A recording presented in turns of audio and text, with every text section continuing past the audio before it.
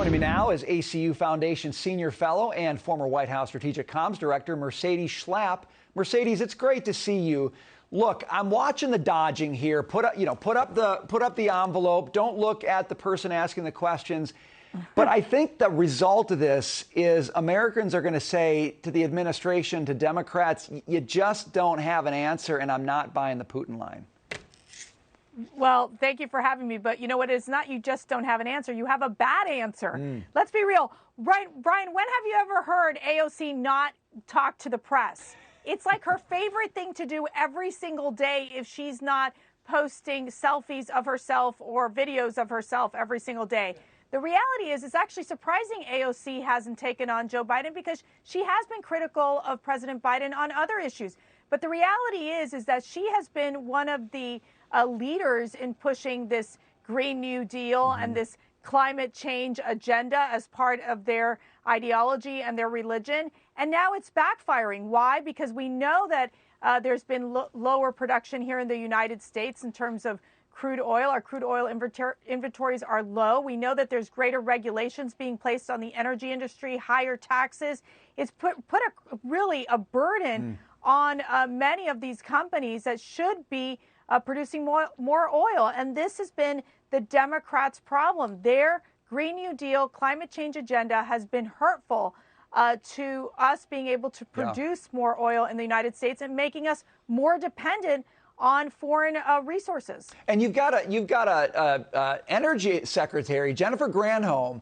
This is the person who first and foremost ought to be answering these questions. But the problem she faces, and I think this is the deep problem, and we know this because she's been recorded saying it. She's done music videos to the effect, gas prices going up are the feature, not the bug, the feature of this situation for the left. I think that's why Americans are not buying it, because they know if the left can take advantage of the situation to achieve their objectives, they'll just do it.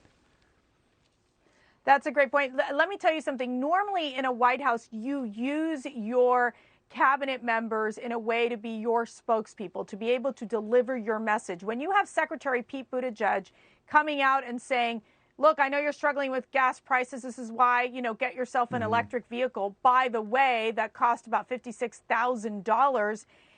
They're just so out of touch. The same thing with the Energy Secretary. She has botched almost every single media interview, not being able to give a coherent answer on how to deal with the gas prices. And it just shows that they don't understand the struggles of the American people. I paid $115 for gas last night.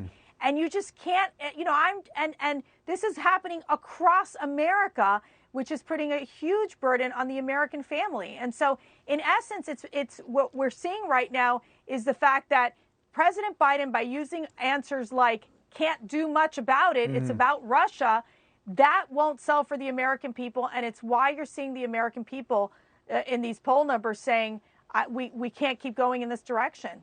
When the president says, I'll pull every lever, I'll use every tool at my disposal to fix this, most people say, well, I know a tool. It's called a pipeline. I know a tool. It's called a drill. You will not use those tools, Mr. President. Therefore, I know that you can't be serious when you tell us you're going to do that. That's how credibility dies, when the gap is so clear between what you say and what you do. Mercedes, we got to leave it there. Always appreciate your thoughts. Thanks for being with us. Thank you so much.